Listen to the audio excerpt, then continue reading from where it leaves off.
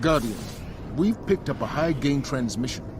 Origin point is somewhere along the coast, near the Cosmodrome.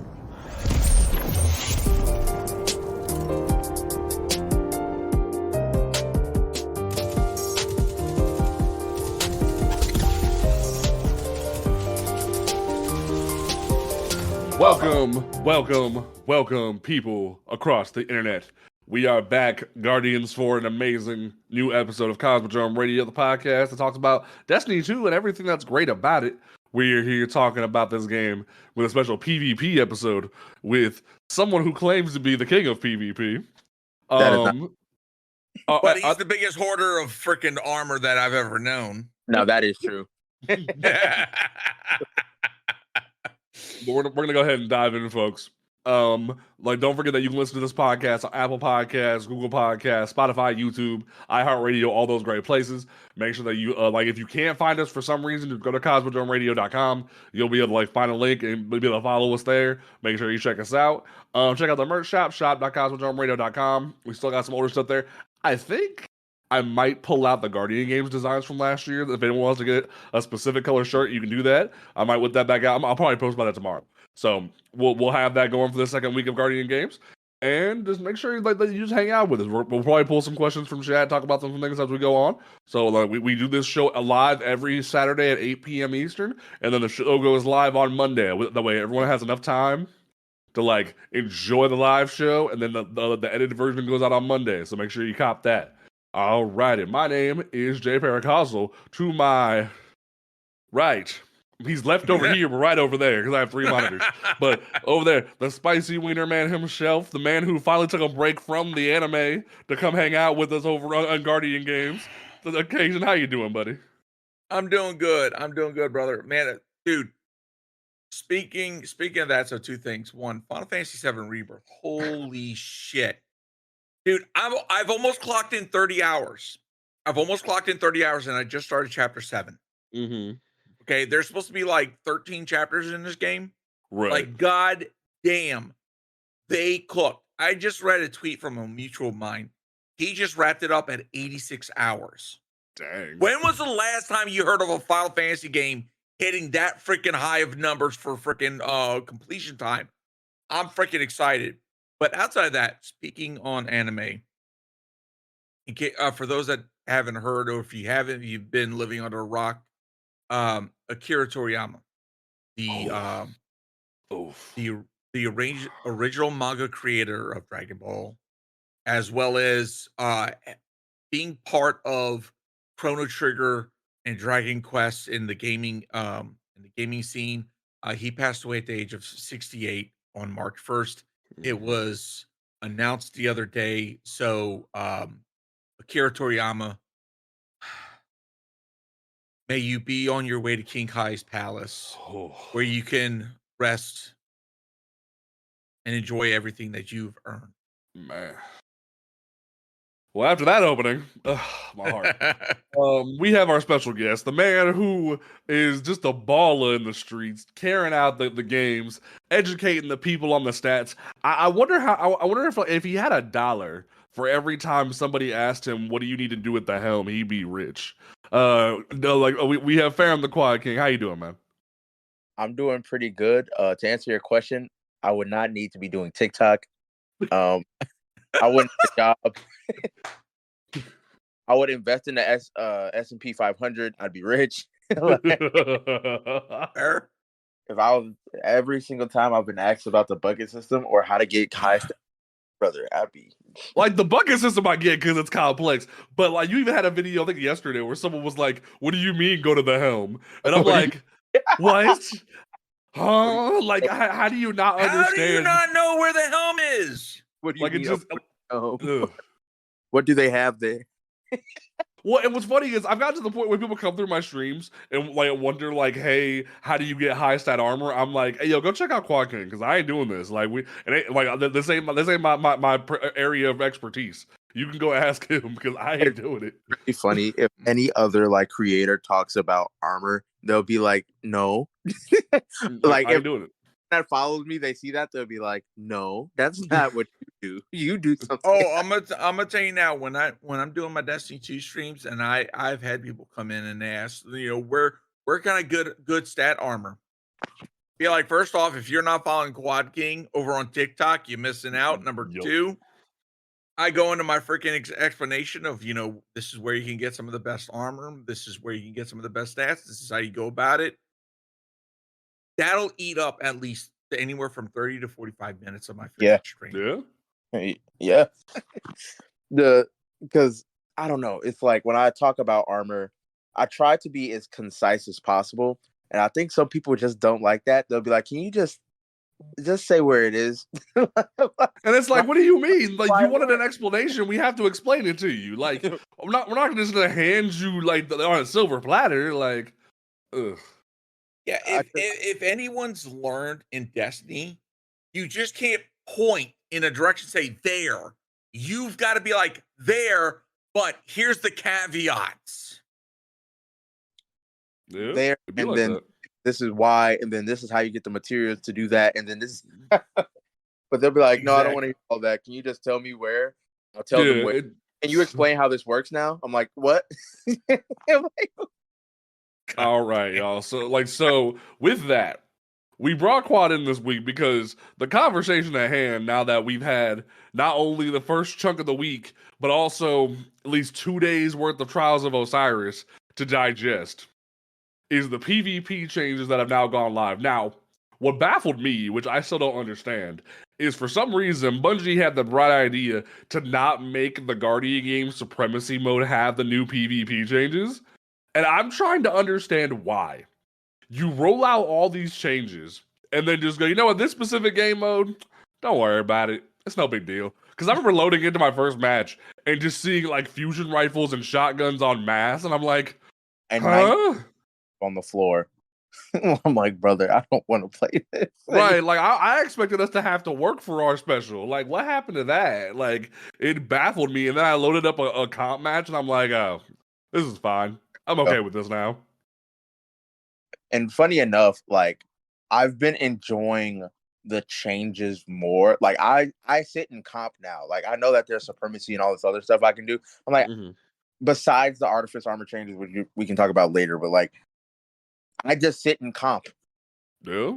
I have to worry about someone throwing 19 threadlings at me. Man. I'm like, I'm okay with this. I made a post about it like yesterday where I was like, yo, do you know how nice it is not have to worry about a whole team of fucking threadling hunters just trying to yeet fucking grenades at me? Like, and what's funny about it is I feel bad for hunters to a certain extent because they can't just like death ball it.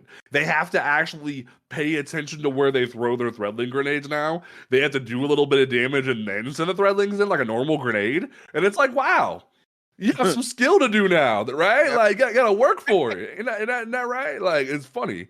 The real change that's been like I've really been excited about, like, say they kept threadlings to the same amount of damage they did, them actually exploding when I shoot them. Yes. Because yes. I'm Hands like, down. I don't use weapons that have explosive payloads. If they made a submachine gun with explosive payload, it's GG. I'm not playing. That would be suicide. Please no. Please no. That just made me cringe. Do not give Bungie any fucking ideas. Be like, I can't see. Immortal 2.0 explosive payload. Dude, that would be the new fucking recluse. Let's be honest. New meta, but we make a 900 RPM, like, but it has like no run. Fuck. Can't see. Just can't see anything. Just explosions in your face. Lord heaven.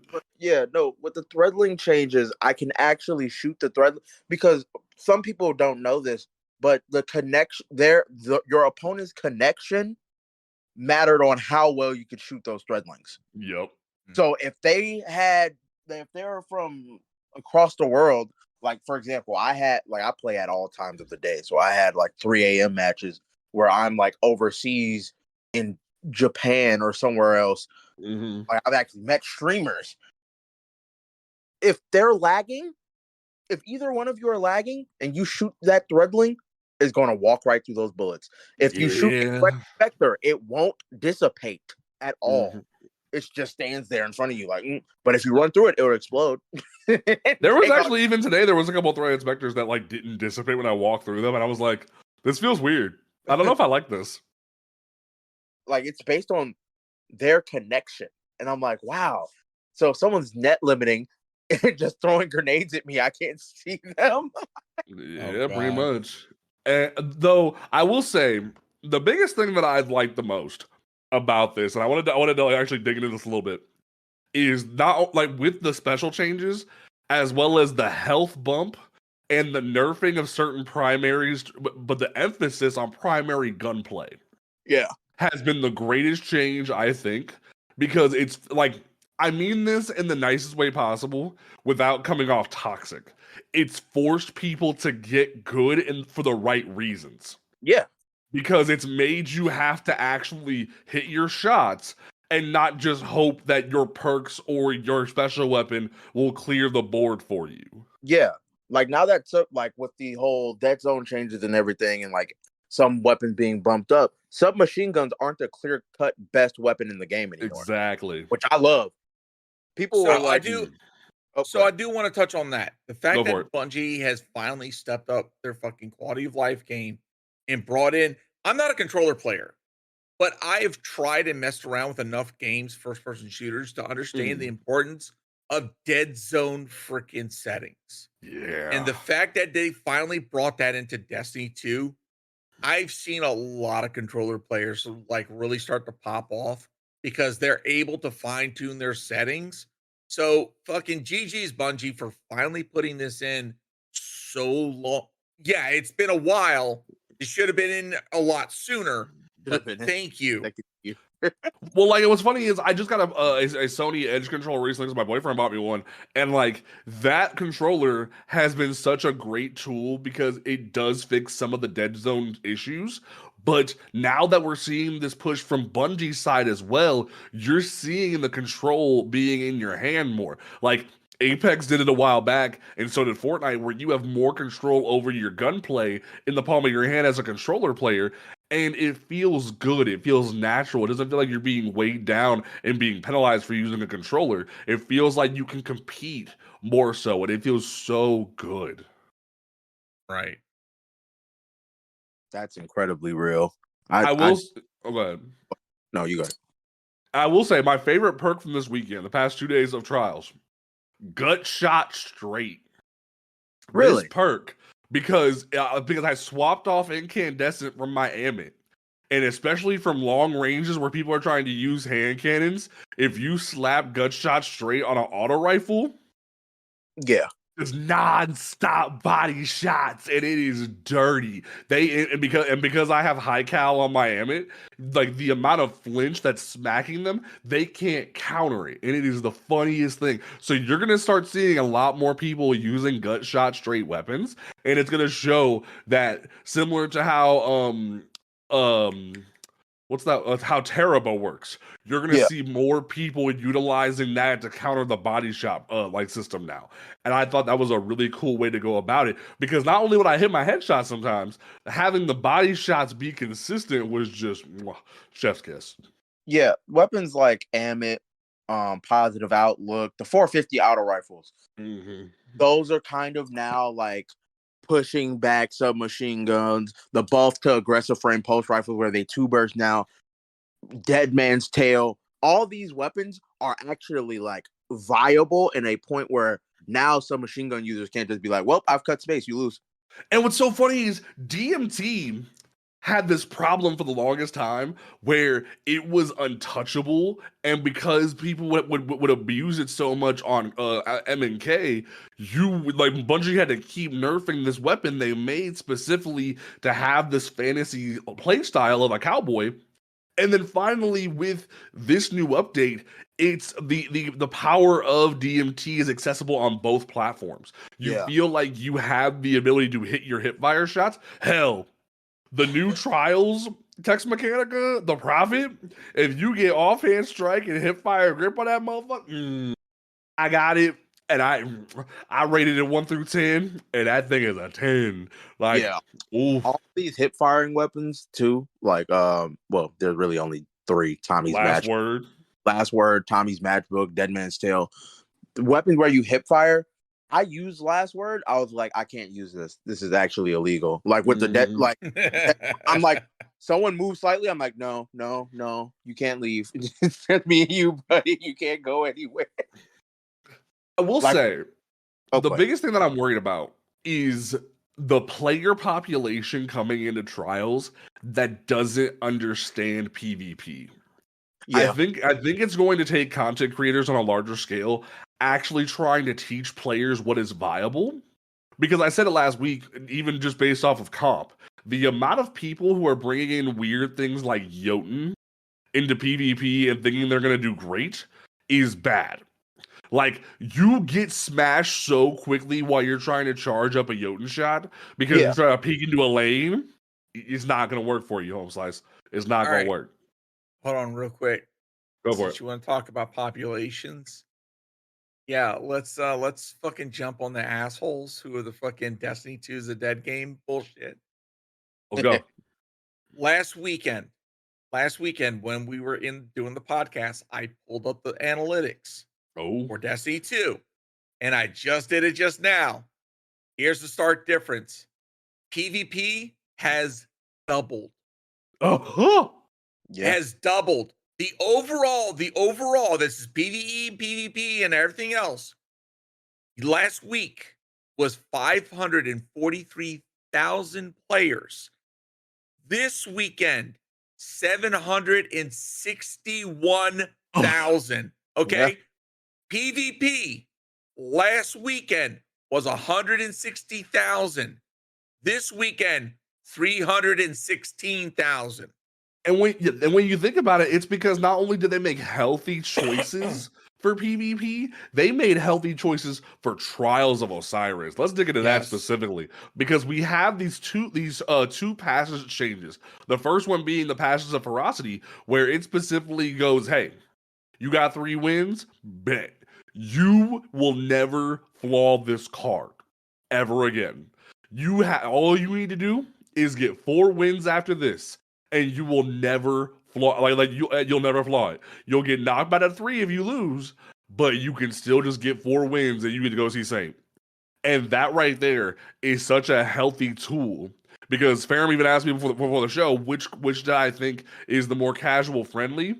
I will say the second one, which we'll talk about in a second. But I think in terms of this one specifically, this is like Passions of Ferocity is for the players that are like right on the edge, like the 0.5 KD players that need that little bit over the hump to finally touch where they want to go and climb that little bit. The people who like constantly fall up the stairs of the lighthouse on their 7th game or their 5th game, they're getting like a hard stuck around that 5, 6, 7 range.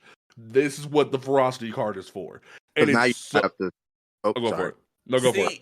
Now you don't have to start all the way over. Exactly. And right. What I've gotten from my followers was it's incredibly defeating to be like, I'm so close. Oh, I just got edged. I can't play anymore. I'm getting sent back to zero. Okay, so I've only attempted to go to the lighthouse a total of 3 times. I'll be freaking. I'll always be honest about my PvP experience. I've only done it 3 times. Mm-hmm. The first time, I was like what Jay Paracalls said. I was completely new, didn't understand fucking PvP in the sense of Destiny 2, and I went in there with whatever the fuck I wanted. The last 2 times, I had a good loadout. I had a decent loadout, walked in, and I got my 3 wins. I think, I can't remember what card I was using, but it's the one Mercy. Yeah. I was using Mercy. Lost my 4th, went back into the next one, won the next 2. So I was at 5 with 1 loss. Nothing but net losses right after that. Fucking one after another. And it was at that point I was like, okay, I that's it. I'm done. And later on that weekend, a buddy of mine was like, hey, I'm halfway to flawless. Can you help me out? And I was like, okay, I'll freaking roll with you. We got 4 wins in a row in one of the fucking hardest games that we've ever fought. And that was his winner. that got him to the freaking lighthouse. And he's like, hey, let me help you get to the lighthouse. We got fucking rolled. I think you did that during the flawless pull era, though. I think that's what you did. It was. Yeah.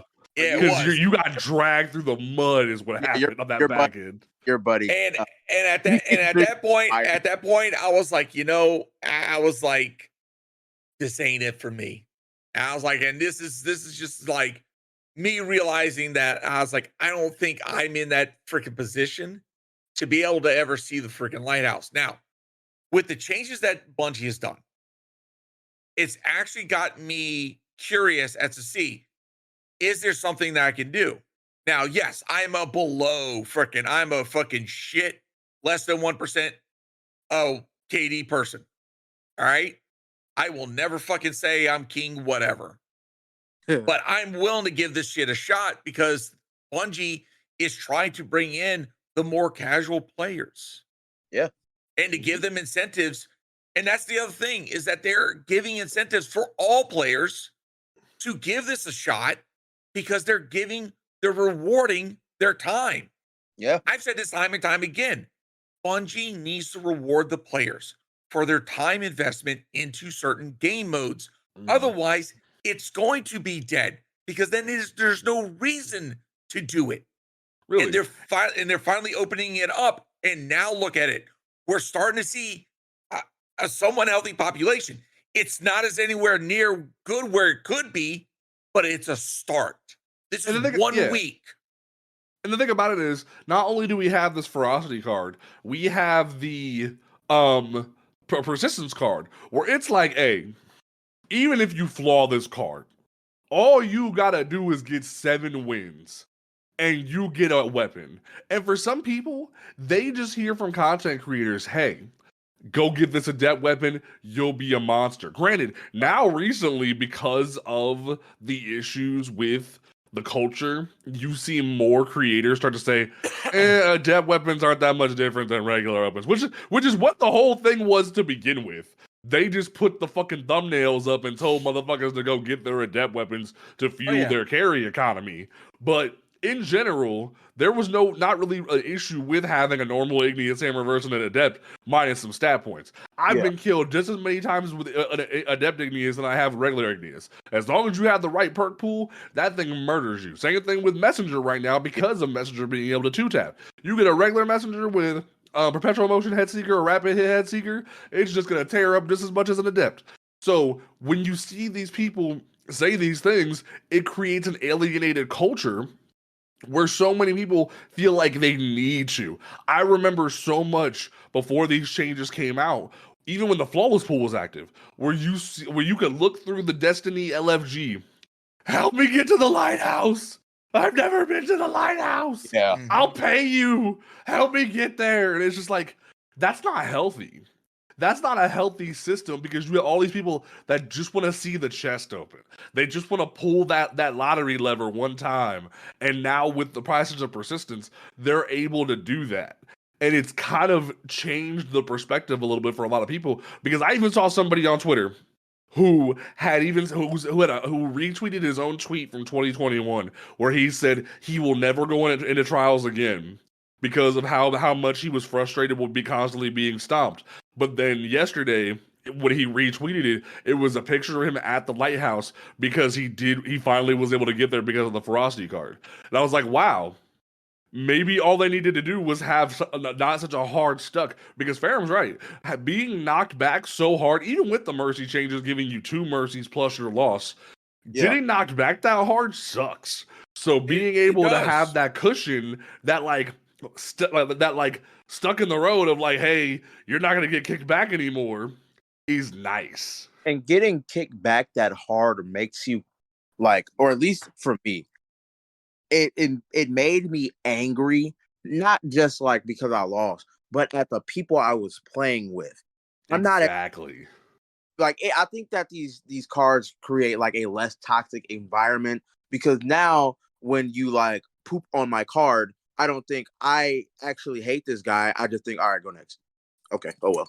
I'll run it back. Like it's less about like I hate for it's more of a run it back kind of mentality. Right. Look, at least I don't like if I'm running a ferocity, I'm already at 3. At least I only have to run 4 instead of 7. That's how I think about it now. If I'm running a ferocity card, I no longer have to run 7 games again because Joe Schmo, a guy that, to be honest, just wants to fill the pool. That's okay. I'm not about to yell at you for that. But like, he's not the best player in the world, and Bungie's like, well, he's on your team, and he has a .19 KD and 500 elo. I'm like, this isn't really fair to me. But now I don't have a reason to be mad at him because I'm like, oh well, that's just going to happen because there's more people here. At least there's more people here. Right. Exactly. There's more people here. We're not having this like inflation. It's going to be a blessing and a curse. Increased population means that you're going to have less sweatier trials matches and less sweatier competitive matches. But at the same token, it's also going to come with, you're going to have more unseasoned players. Yeah.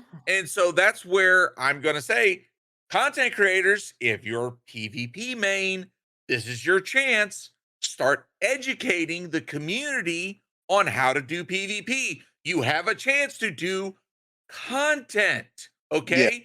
Because y'all bitch about we don't have any content to talk about. Now you fucking do. Honestly, yeah.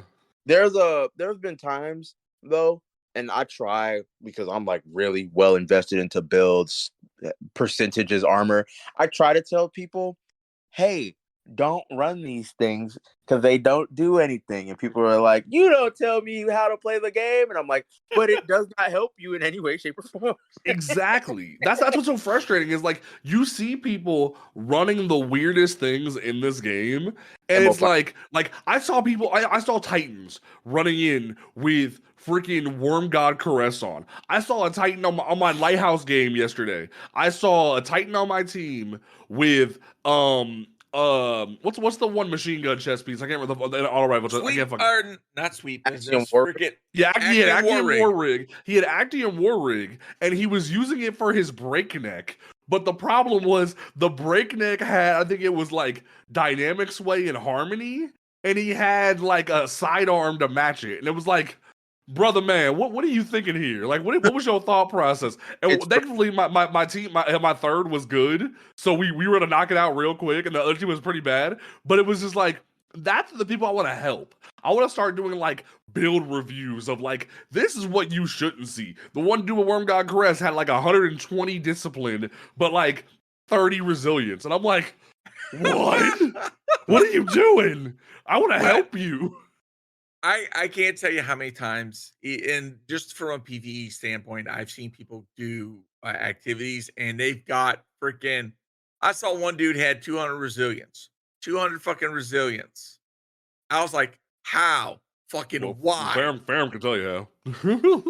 Yeah. No. Ferum pulls some fucking shit with his freaking, armor builds, but it's like, look, I'll keep it a buck. I'll keep saying this until Bungie actually does something or Bungie tells me to shut up. Bungie needs to adopt the freaking the bell curve again as far as the stats. To where it's less of an emphasis to get to 100, but more about a more subtle, getting to 70 and you're at anything past that is less of a return on investment. Right. Yeah, that makes it more cool. I see, and as a stat guy and someone that can do pretty much anything, I wouldn't be mad at that. I mean, a lot of guys just don't trade. Like a lot of gamers in general aren't like me, for example. Someone that's like, Destiny. Yeah. Wake up in the morning. The numbers are in my head. No, they go to work. They have kids. They have families. They want to plug and play. Right? They want to, all right, I have a little bit of time without the kids. I can play a few games. They don't have the time to construe some mega thought in their head about exactly how they want to. Most people don't even know about D2 Armor Picker. They don't think about stats and how they split apart. I can't tell you how many times when I've been on stream, piecing together a build, how many times I saw that one question, what website are you using? What website are you using? I was like, I have a playlist on my TikTok Oh, in one TikTok called "Helpful Websites." Yeah. I think, you know what? I'm gonna fucking pin that shit while I'm thinking about it right now. And the thing about it is, it's one of those things of like, Bungie has made their API available for so long. I remember recently, because we interviewed the lady behind D2 Foundry right when she started the beta for it, when D2 Armory stopped being a thing, or D2 Gunsmith stopped being a thing, and she came on and was like so happy that she was able to contribute to the game, and she sat there and shot the shit with us talking about the game, because like now it's been over a year since we did that episode, and she's done exploded. She's doing new betas. She's been asked when she's updating the health pools for TTKs. Like, she's created an amazing resource for people, but no one knows how, like, where it's at. Like, Bungie would do so much good for the community if they would partner with these websites that way people knew where they were. That way people knew what was going on. Like D2 Foundry, Destiny, our item manager, D2 Armor Picker, those three specifically should be like mandated to be on Bungie's website. Like, they should be able to approach them and be like, hey, let's work together. I still think to this day, if they would have did that with D2 Gunsmith when they when they banned him on accident, that would have saved that. That would have saved that in a heartbeat, but it's what it is. Like, so you guys have talked to the creator of D2 Foundry. I consistently talk to the guy that made D2 Armor Picker, because I've been begging him to make a Ferum setting where it's just all 69 builds, but he won't do it.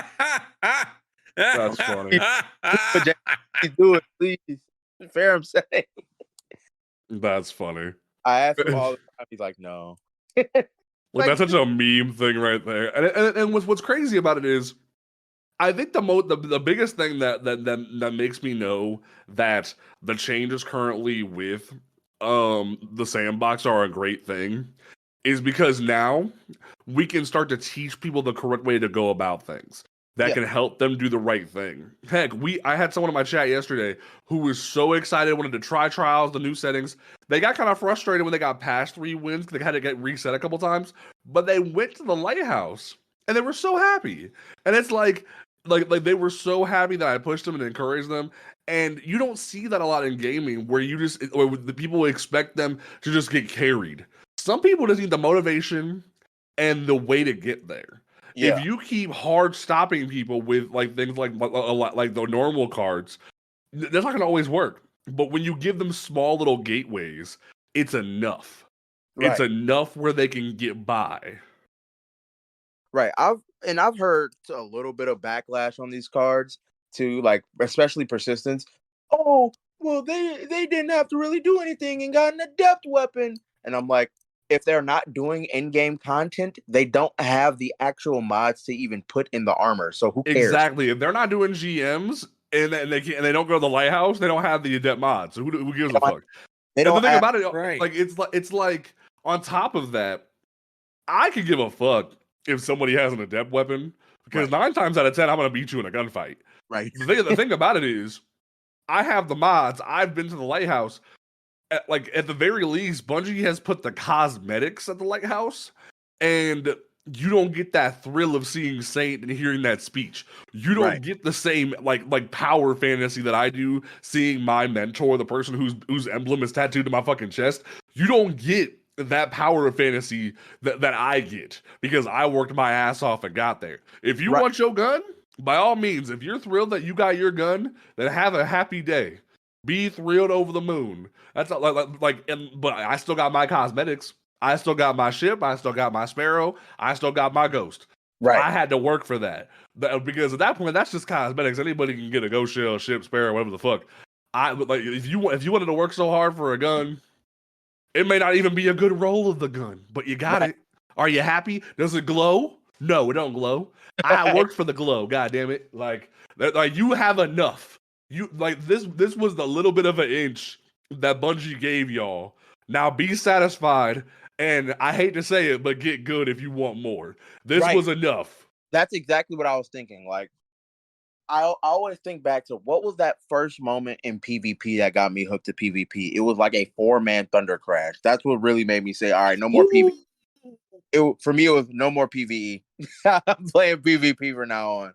right? I will say my favorite that- moment that made me just like be addicted to it was two dudes were just helping me get through a run of a trials card because they Right. like saw me on the LFG. But the thing about it was we went up against a team that they kept just getting sniped by, but I was checking lanes better, and Yeah. I was able to be the one to drop barricades, save them, and then I had like a couple 1v2s and a 1v3 that got us the lighthouse game.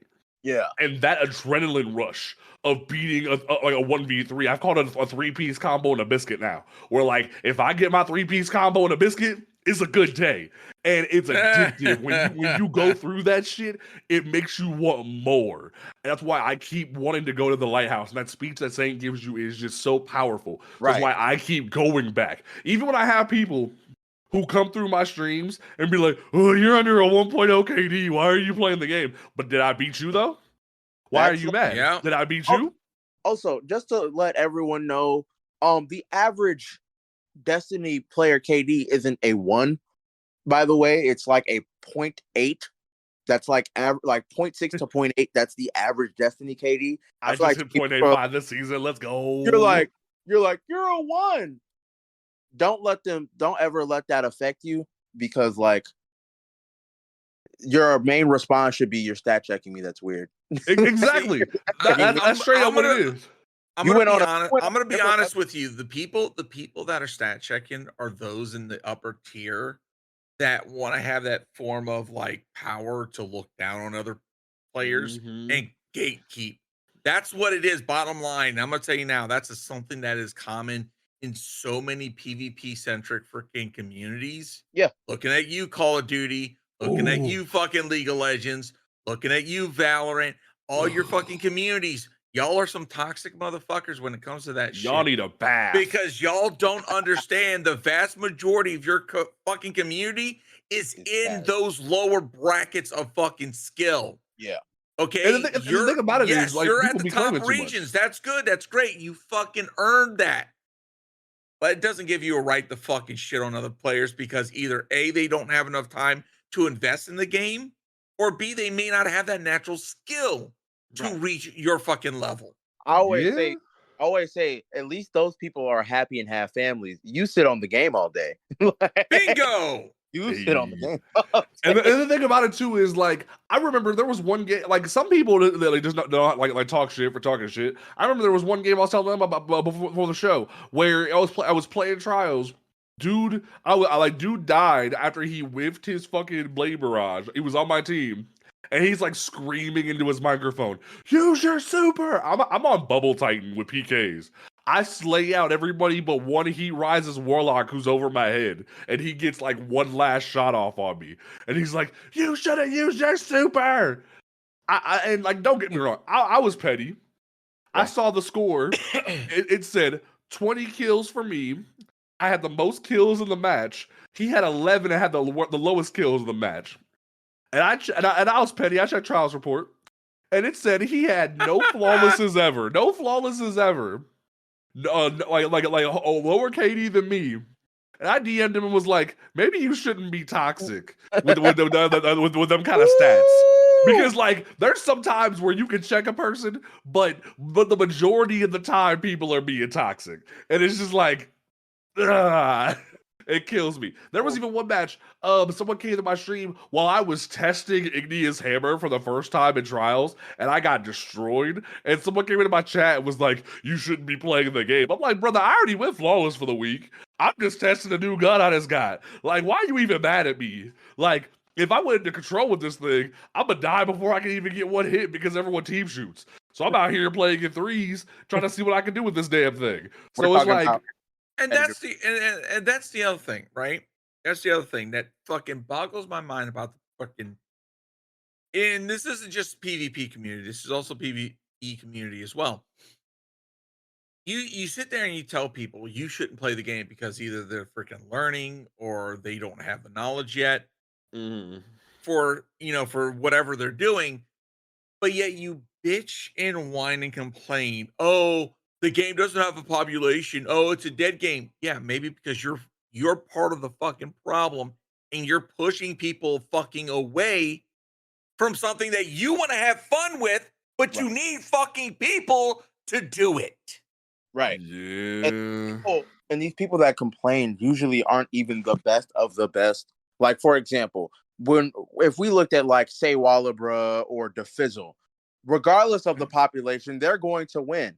But as it trickles down and it's those guys that think they're really good, but they're not, and they have to start fighting the top best of the best, they don't want to sit there. And I know they don't. Like I've played top 500 trials players.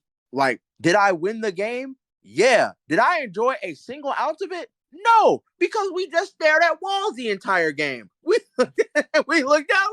We didn't look at anything. I didn't pick a single sniper lane. I didn't have any ego.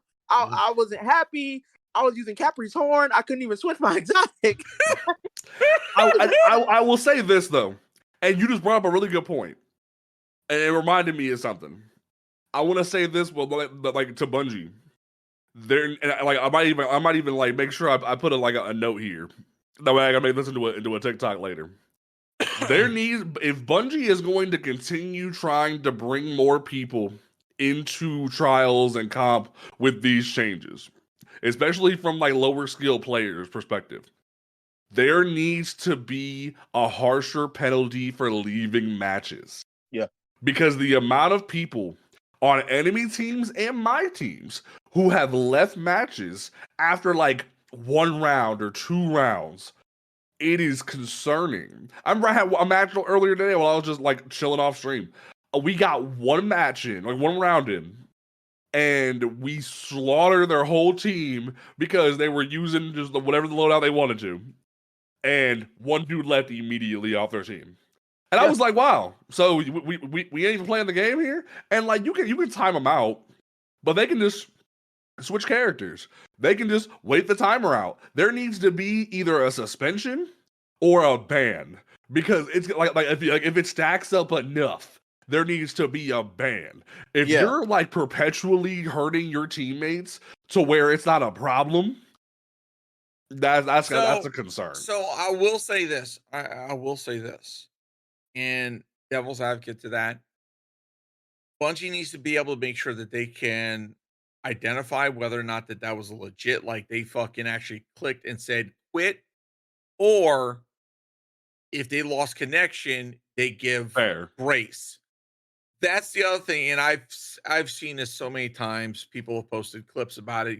Basically getting an error going into a PvP match, either competitive or Trials of Osiris, and yeah, we all get it. We fucking hate that shit because you're ready to go in, you're ready to freaking rip roar, and shit happens. You get freaking yeeted back to the freaking title screen or to orbit, and it's hey, I'm gonna say it. Some of us have shit fucking internet. Some people out in the boondocks and stuff. Got that McDonald's Wi-Fi. Yeah, got that McDonald's Wi-Fi, or Bungie connectivity systems just freaking didn't connect to you in the right way, and freaking c'est la vie. It sucks. We get it, but Bungie needs to be able to give grace for those instances. Everything else, if you're rage quitting, yeah, I agree wholeheartedly, 100% freaking out of. And the thing about it is, too, Bungie needs to work on their system entirely as a whole. Because I remember 2 weeks ago, there was a match that I was just loading into where flat out, thankfully I'd already gone flawless, so I was just sitting on the card. But there was a match where it error code weaseled me, and it gave me that warning, like, hey, you can't leave a match. I hadn't even loaded into the match yet. Like, it had just found all the players and then error coded me, and it was like, hey, don't leave a match. Like, huh? Like, yeah, I've been hitting that too. Where the game hasn't even start for real. Like, I might win a round or lose a round, and then they're just like, no. I think right now Bungie's system is defaulting that if you leave the match for whatever reason, whether it's freaking connectivity issues, their end, a fucking error, or you rage quit, they're issuing that out. And to me, that's a bit unfair. It's like, yo, Bungie, one of these things is not like the other. Okay, let's fucking agree to that. Yeah.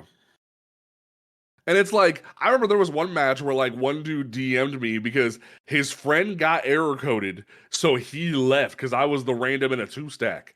And it's like, okay, cool. Your friend got error coded. That doesn't mean you need to leave me. Because I sat there with my thumb on my butt, sitting there just like, I kept emoting and sitting down like I was Captain America in the Spider-Man Homecoming. Just like, so you left the match. Like I'm like just waiting for the enemy team to come kill me. And it was just like there was a couple rounds where they just sat around the campfire with me for a minute, like, this is what it is. Like, this is what we got. And, it sucks. Welcome to trials. Like, and that shouldn't be the way we have it. And like, you're gonna see if this keeps happening to people, where people leave en masse just because they're getting beat, it's going to cause more people to leave because they're frustrated they can't get a good 3-stack. And that doesn't mean, hey, go get 2 with your buddies and just do a 3-stack, because 3-stacks are going to be harder than randoms. Like, that's going to be a harder battle in its own right. Granted, they tried to influence people to do 3-stacking by giving them more rewards, but it's like, that doesn't mean people want a 3-stack. I think that they should have offered double adept if your teams went flawless.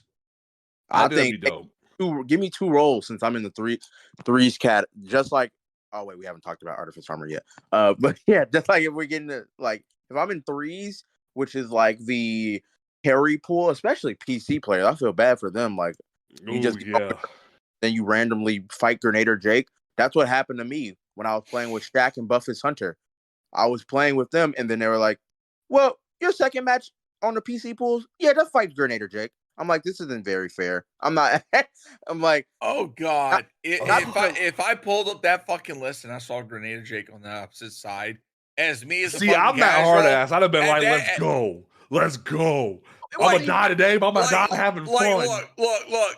The way I see it, I've got a chance at the first 2 fucking rounds. First 2. Right.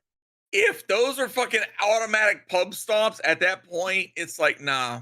There's no point past the third, because they've got the fucking advantage. It's at that point, let's just fucking either walk around or sit around the campfire, because our asses are fucking roasted. Right. And the thing about it is, I even made a meme out of a clip I saw where it's like, oh, I'm gonna get got, but I'm gonna get mine before I get got, though. That's kind of become my motto when it comes to trials, because my KD might not be the best, but best believe you're coming with me if I die. I'm at least taking 1 of y'all or 2 of y'all. Hell, I'll even do like a 1v3. There's been a couple matches even today where I was getting 1v3s, but I would die on the third as I traded with them. And it's like, I'm gonna go to battle, but does my KD look a little rough? Yeah, but is it pretty still high? Yeah. Am I the highest kills on the lobby? Yeah, because I put my whole ass out there. It works. There's been, like, ever since I started playing Destiny 2, my playstyle doesn't entail a high KD, because I will run directly into 5 people. Well, Quad King, that's not the best thing. Doing anything else is boring. Exactly. I'm not trying to sit here and lollygag with you. I wanna have fun. I'm here to ball out. That's what I'm gonna do.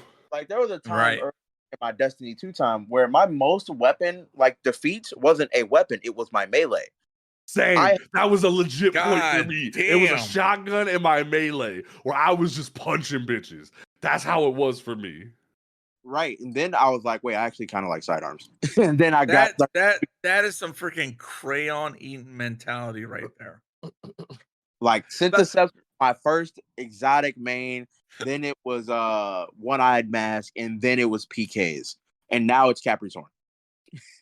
That's pretty. See, for me, you love to troll people on the other side of the fucking wall. Let's be honest with you. But see, for me, even in D1, saw your fucking clips. You're evil. Well, even in D1, my first ever exotic that made me fall in love with PvP was no backup plans. But what really hurt me recently is Bungie has made no backup plans a PvE exotic, and now even with the changes they made with the special weapons, you're never gonna see fucking no backup plans in a PvP setting again. But it kind of sucks. But that's a big lesson where we might even do another episode with Quad about this, where we should talk about what exotics. I need to fix the shout out command. That's on me occasion.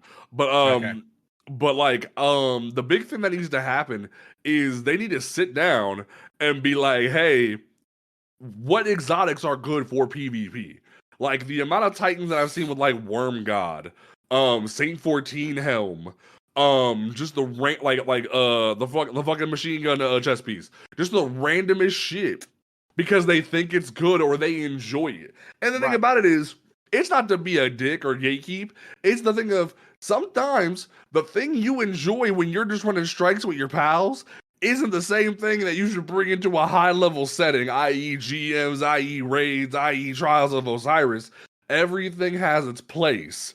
And not everyone likes to hear that. Like, I remember I was helping someone with their build for a Lost Sector one time, and this man's loved his old Sterling that just came out with Strand that was in the world loot pool. He just loved him some old Sterling, but he was bitching about how streamers say this game is too easy, that they said run this specific chess piece because it was Heart of Inmost Light, but he was running Heart of Inmost Light with Strand, and it was like, what are you doing, buddy? Like, let me help you. And it was just like, some people like hear half the information and then don't get all of it, and they want to be mad at the content creator. Granted, the content creators shift the meta in their own right. There was a great video I saw the other day.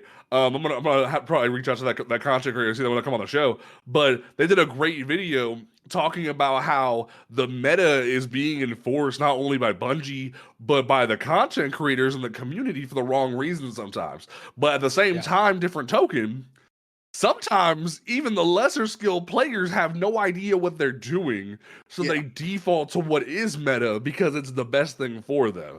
Because the amount of times I've run into Titans who have no idea what they're doing is depressing. They don't know what they're doing, but running PKs and SMG.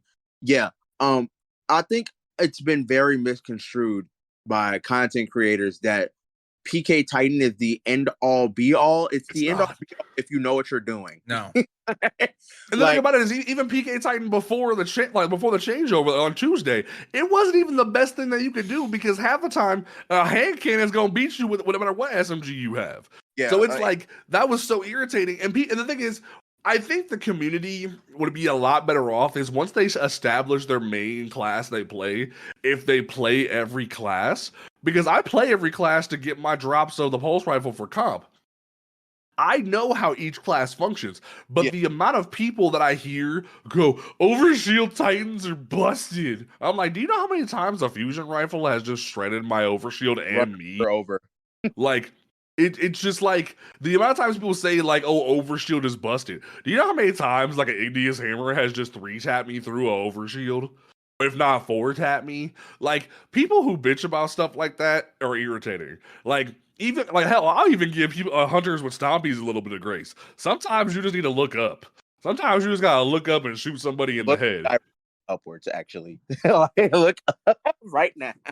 Like it be like that. Like sometimes you just gotta look up and shoot the motherfucker in the head. But people don't want to hear that. They want the easiest way to complete the task, and it sucks. But I don't know. Like I keep telling people too. Like submachine guns are good when there is an objective that everyone has to go to. SMG, that's when SMGs are at their best.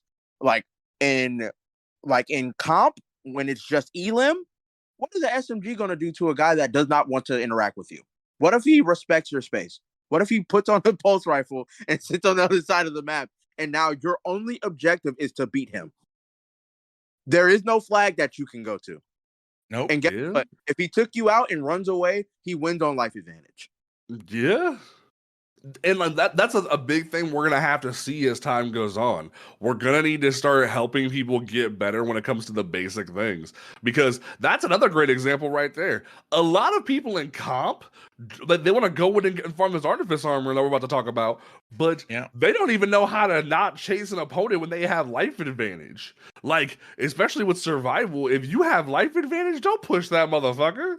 Sit back. Let them come get farmed. I legitimately come into chat anytime someone's like about to push, and I just in the chat board, stop. Like, no. They hate hearing that. They hate being told what to do, but in reality, you have the best thing for them, and it sucks. 5 seconds. Let me run into 3 people. No. Lord help me.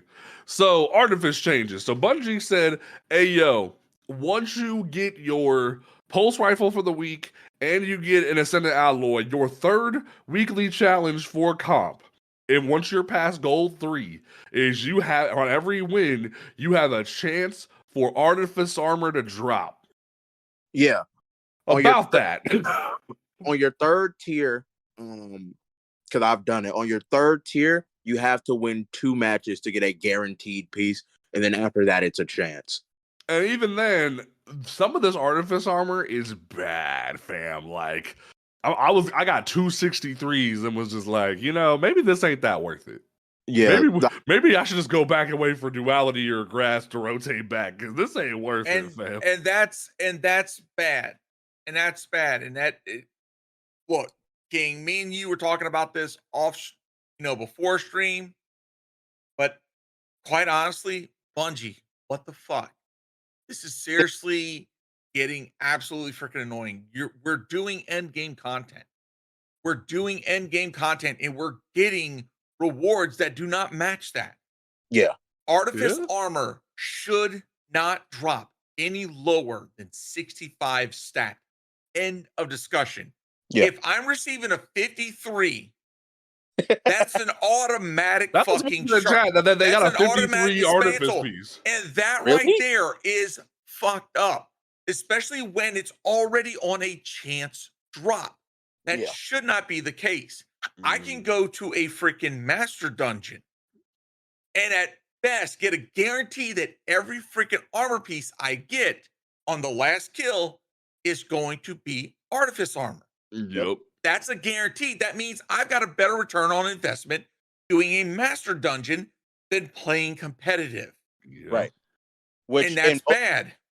Which in most cases, like for example, Grass of Avarice is 10 times easier than winning comp matches. Yeah. I'm 10,000 points Ascendant 1.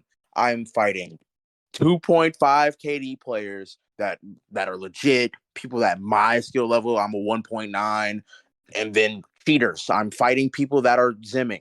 I'm fighting actual cheaters. So if I'm sitting here busting my ass, going 100%, because you don't get artifice armor on losses, they are wins. Rewards. Yeah. They are win-only rewards. And then I finally get a piece, and you give me a 59? I think if you're ascending, no, it should be per round. Like I don't give a fuck. Like it should be per or like match, win or lose. If you hit ascending, if it's gonna be that fucking low, it needs to be per round, match, per participation. Like legit, if you're ascending, if it's that low of a drop, it should be per match. Like you get 1 per match, roll the dice. Especially because if you've already hit the upper echelon and you've gotten the emblem, it should be. I think like a depth up.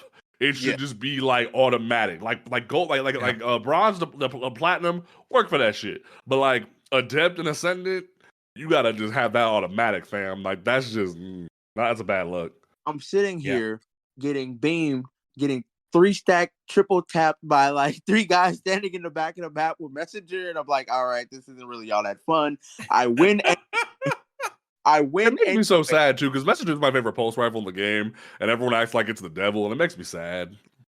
It hurts. It's only the devil when you're on the receiving end of it.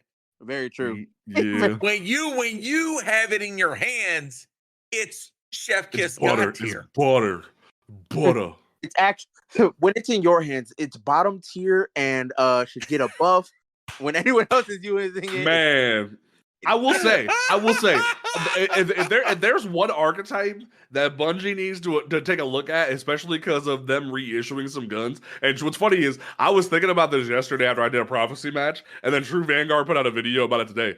Rapid fire pulses need a buff. If they want to compete with the messenger, because they just reissued Darkest before and then put out Relentless, which is Messenger's strand cousin, and it's like, if you're gonna put the better pulse rifle out in the world to compete with Messenger, maybe you should buff Darkest before and the rest of the rapid fires to compete with Messenger and Relentless, because now you done gave strand hunters their own gas with Relentless, because if you put rapid hit Zeb moment on that bitch, is over. is over.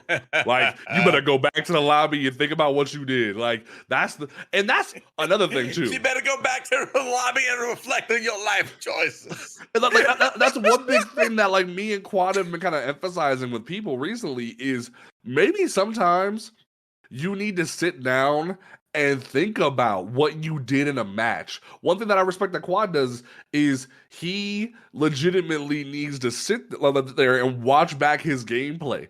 Not enough people even think about what they did in that last match. They're so quick to blame the enemy team rather than think, hey, maybe I just got outgunned. There's been some matches recently when I was trying to get better with Igneous Hammer. I just hit 100 kills with Igneous Hammer, but over that 100 kill time, I've been learning, hey, I just missed my shot. And now with these changes more and more emphasizing crits, it's telling you need to get good, but you need to get good in a non-toxic way. You need to learn how to hit your damn shots and not be like, oh, he's cheating. No, he hit his motherfucking shots. You didn't. So I'm gonna give an opinion and a hot take. Oh, let's go. As someone who is quite old in the gaming space, 43 years old. And so I'm senior to everyone right now talking this VC. All right. When it comes to a lot of the PvP community, there are so many people that will pass the buck as far as the reason why they lost, when a good portion of it is because they made a bad choice in a situation that led to their loss. Yeah. Now there are times where yes, the other team is they completely outclass you, completely outskill you, and no matter how much you try to maneuver a tactic, you got smoked. Okay, that's completely out of your hand. But at the same time, that's still a learning freaking experience. And hey, hi, this is someone who's now a dedicated PvE player telling you this. Okay, I've done my fair share of PvP. Okay. You're talking about old school freaking Quake, Unreal Tournament back in the freaking before the 2000s. Okay. Oh, I had my fair share of wasn't online born. competition. Yeah, exactly. I wasn't born. So when I say that vast majority of y'all in the blame, stupid fucking reasons, on the enemy and team. you blame it on metas, you blame it on this, you blame it on abilities, you blame it on freaking supers, you blame it on freaking cheeses. Yeah. Did you try to counter it? Exactly. Did you try to work around it? Did you try to tactically outplay the other player? Because if you didn't, that's on you. Thing. That's the biggest thing that's led to some of the craziest nerfs in Destiny history, i.e. Renewal Grasp, i.e. Antaeus Wards. Like the player base of Destiny 2 doesn't know how to look for a counter, so they demand a ban or they demand a nerf. And it's caused so many issues to where the game has just been nerfed into the ground for a lot of perspectives. Like Antaeus Wards, no one uses them because they know that how the amount of times it takes to have your fucking barricade be taken away from you, even if you run 100 Brazil, it's not worth it to have that trade-off of losing your barricade, even though like you're losing that advantage of the exotic now. Or same thing with Renewal Grasp, there wasn't enough like reason to run that when it was nerfed, and Bungie had to walk it back. And look what happened on Laura Lee Splendor Helm. We lost an entire piece of a subclass because people couldn't learn how to counter it. Because that's what so frustrates me. We lost Sun Warrior, a whole portion of a subclass, because y'all couldn't learn how to not peek when a motherfucker has a fucking Ariana's Vow or some stupid shit, and actually shoot a motherfucker. Then they nerfed it anyway. Yeah, Nerfed it after. No, what the only exotic that I have to disagree with you on is Antaeus Wards. Oh, really? Oh, as a Titan maid, you gonna disrespect me in my own house? Oh, shit. Chat, grab the popcorn. Mom and dad are fighting. Here's the thing. Antaeus Wards is by far one of the most cringe exotics Now, was that nerf? Now, did they have to nerf it that way? No. They could have given it like a 20-second cooldown on the slide timer, and I would have been like, all right. No, here's what they needed to do. I had said it from the jump. Do you want to know how you counter it? You do the same thing you did to Juggernaut. Because when Juggernaut came back into the game, they made it so you couldn't just run into a wall to tech it and power it up. And that's what people's biggest complaint was about Antaeus, was you had high-skilled players running into walls waiting for you to come around a corner, and they would just slide in and block your shit. If you just changed how Antaeus worked to match Juggernaut, instead of the other way you made it match Juggernaut, you make it so you actually have to run to get the momentum, you would solve the problem. And and it's the same thing that I said about when they nerfed shoulder charge at all, because that's the big complaint I have about Titans in general. Our shoulder charge is damn near useless. The amount of times the past 2 days that I've seen low skill Titans try to shoulder charge an enemy team and they just go poof because they're not they have their melee does nothing. I love because they're trapped in the animation. They don't do enough damage and they just get shot. It's depressing. It's depresso espresso. It makes me sad. And it's just like, Bungie needs to sit down, stop listening to the minority of vocals, and actually sit down and go, hey, you see now with the changes that we made to PvP, Titans is the least used class in the game. I wonder why that is. Maybe it's because we just had some overpowered weapons, i.e. fusion rifles, i.e. sniper rifles, i.e. shotguns, i.e. hand cannons to a certain extent, that were making it so people saw Titans as a threat, when in reality, you nerfed their melee into the ground, you kept nerfing every exotic they had into the ground, you nerfed their subclasses into the ground, i.e. Arc Titan and Stasis Titan and Solar Titan. Like, the only thing that's usable on Titan right now is freaking Bubble Titan, and even then, you still have people bitching about overshields when you can still kill them with an overshield easily. Blows my mind. What's been crazy to me is people aren't using the Stasis Warlock arms, the bulwarks that give 50 health overshields, which is more than the regular one. If I was a Warlock main, y'all wouldn't touch. I'd be running around with Ice Flare bolts and conditional finality. Well, it was so funny. You just brought up a really good point. You know what, Quad? I'd say show it. Do it next weekend. Here's the thing. Do it next weekend and freaking. Don't say that because he will. And piss some people off. I'm sorry. I'll say it. Fucking here's the funny thing about it. Watch. Here's the funny thing about that. I've been saying this for the longest time. I even said it on stream yesterday. The only reason why Bungie hasn't heard about Stasis Warlock being a problem, because somebody asked me, what's the worst subclass in the game to go up against? Stasis Warlock. Ever since Stasis Warlock came out, it has been the most broken subclass, but because everybody prefers prefers Void and Welllock, no one sees the problem. Because their melee freezes you on contact. I'm gonna disagree with you, and this is as a Hunter main, Stasis Hunter. When it came out, Shatter Dive was different. But this is the reason why. We were fucking pissing off the PvP community like nobody's very business. Very and you much. know what? Back in Beyond Light, I fucking enjoyed it. Well, the thing about that is because you guys have mobility, which makes you faster, and you have the Shatter Dive. That's why you were annoying. But let's look at Stasis Warlock. Your melee freezes on contact no matter what. Your Rift freezes on contact no matter what. And literally, you can destroy, and like in your Ice Flare bolts, you freeze one person, you freeze the next person, you freeze the next person, and it's over. And it's depressing. And it's like, wow, maybe this is broken. Nah, Welllock is dangerous. Welllock is dangerous because of Dominion. We only care about Welllock. You see Welllock being at the top of the chart because of its super. What you don't see is Stasis Warlock creeping up behind, and has always been creeping up behind. Hey, Warlocks, and it's a problem. Warlocks, that's what y'all need to start running in freaking PvP.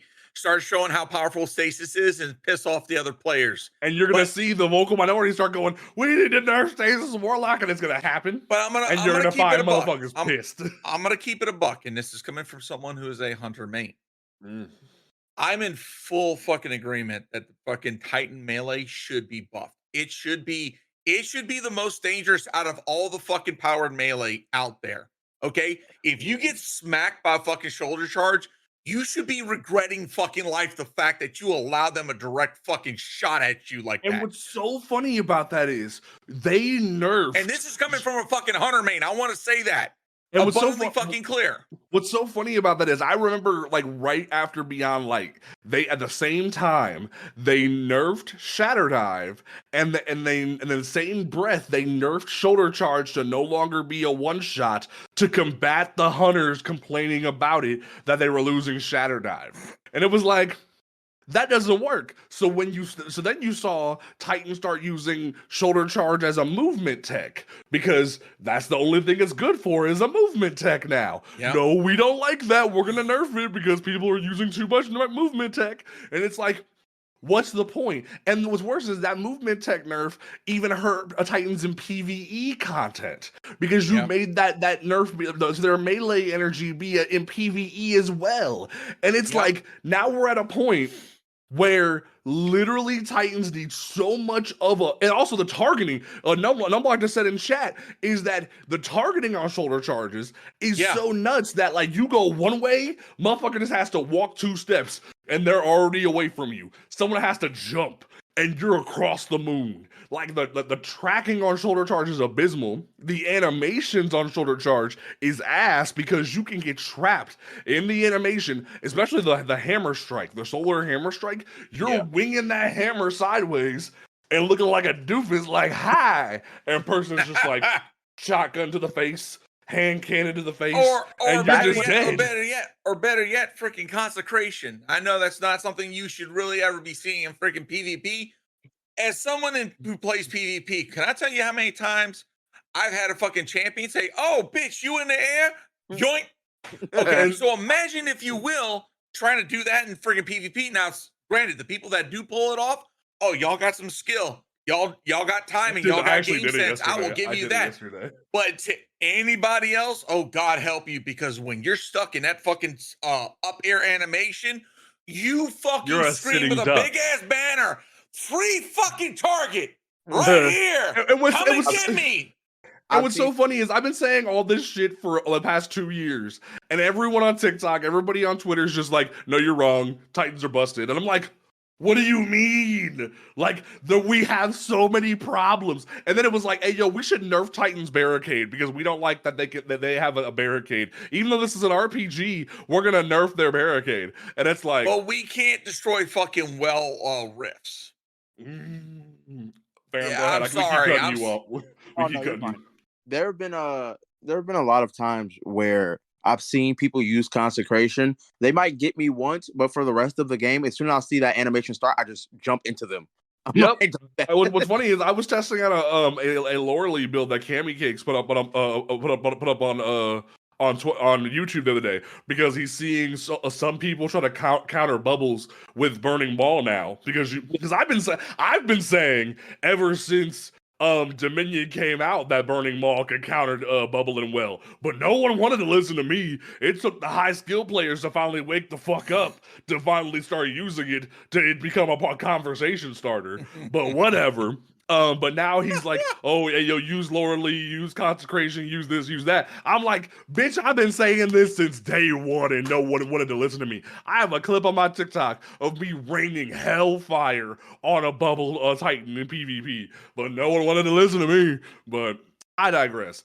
Overall, I think the changes that have come to the game have been amazing. Yes. I think there's some tweaking we need to do, i.e. quitter penalties, i.e. teaching lower skill players how to play the game. But content creators, get on that. But in general, I think the changes that have come will be for the better. I think I will echo one thing that True Vanguard said. Actually, no, it wasn't True Vanguard. It was Cammy Cakes. He had said, "We are in the honeymoon phase." You see a lot of people testing different weapons this weekend. You saw people using Jade Rabbit. You saw people using Graviton. You saw people mixing things together and whatnot. But now you're going to see. Oh, go ahead. I saw a touch of Malice. I saw Touch of Malice. I saw freaking Outbreak Perfected. People are looking to find what is good in this meta. And I think things like Gutshot Straight are gonna see people putting in work. You're gonna see emphasis on headshot like multipliers and whatnot. Precision Instrument has come up in a big way. What's so funny about that is we just had an Igneous Hammer weekend. No one thought to drop Eye of the Storm for Precision Instrument, and now everyone's regretting it because a couple people who kept those roles are putting in work. So now we're entering this era where precision damage is being like emphasized and catered to. So it's going to be interesting to see what happens. I think I'm excited for the future of the game. Cajun, you are the PvP novice. How do you feel about the future of PvP? From a casual standpoint, I feel that this is right now these are the changes that should have been made a while back. This is what should have been going on. Okay, in Bungie, this is another time I'm going to be critical of you. You should have had a PvP team the entire fucking time. This should not have been let to the fucking wayside. And seeing the changes that you've put forward, seeing what you have cooked up, yeah, the PvP community had every right to rip you apart to a degree. To a degree. I will always stand on this. Harassing and threatening devs has no fucking place in the gaming community. When they ask for feedback, you give concise, professional, non-hateful feedback. You tell them what you don't like. You tell them, hey, maybe look at changing this. If you can't voice it, find someone to help you voice that properly. But hate and vitriol? Nah, sit the fuck down. But at the end of the day, Bungie, thank you for finally doing this. But at the same time, do better. Keep going. Keep cooking and keep making the PvP experience something that even the PvE players want to or are willing to fucking jump into to give a better population. Exactly. Also, I'm excited for these PvP maps coming in May, given these changes. Ferum, you are our guest. We'll let you have the final word. How do you feel about this season, like these seasonal changes that have come about? I loved them. The death of the fusion rifle has been my favorite part of all of this. And the Pell's upset. Hey, the Hercules class needed to be retired anyway. It's fine. Whoo! Damn. I dislike fusion rifles. I hate them. Every day I wake up and I imagine I hear the whooping sound of a fusion rifle in my ear. But what about conditional finality, Ferum? If conditional got nerfed 17 times, I wouldn't care because I main sidearms. And the thing about it is, I feel like Bungie is like that specifically. Well, I'll touch on that before we go. That specifically, I feel like Bungie is stuck between a rock and a hard place because if they nerf it, you're gonna see people wanting nerfs to bubble in well again. If they don't nerf it, you're gonna see people complaining about it.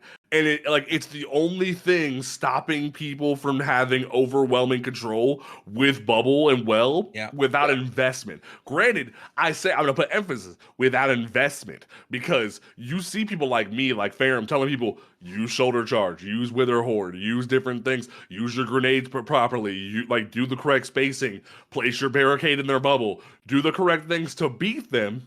I had it on stream last week. I beat a bubble titan in their bubble. I just dropped my barricade and then shoulder charging them. I dropped it, dipped back out, smacked them again, and it was awesome. And it's like you can do the right things to counter those different things, but the problem is people want the easier way to win. And that's the problem with the mentality of the PvP community. Right. You need to look for the correct way. They want the devs to do the job for them, not to learn on how to counter these situations. Exactly. So yeah, Ferum, I want to thank you for coming to hang out with us. You've been overdue to hang out with us, and you are welcome to come back whenever you want, big homie. Also, I just have a Igneous Hammer with rapid hit and precision instrument, so I'm definitely going to be using. Lucky. I have one with either Storm and Golden Tricorn on the fourth column, so I'm gonna keep putting in work. But yeah. Don't forget, folks, that you can listen to this podcast on Apple Podcasts, Google Podcasts, Spotify, YouTube, all those great places. The recorded version will be out Monday, so make sure that you tune in for that. We appreciate everyone who hung out with us for the live version.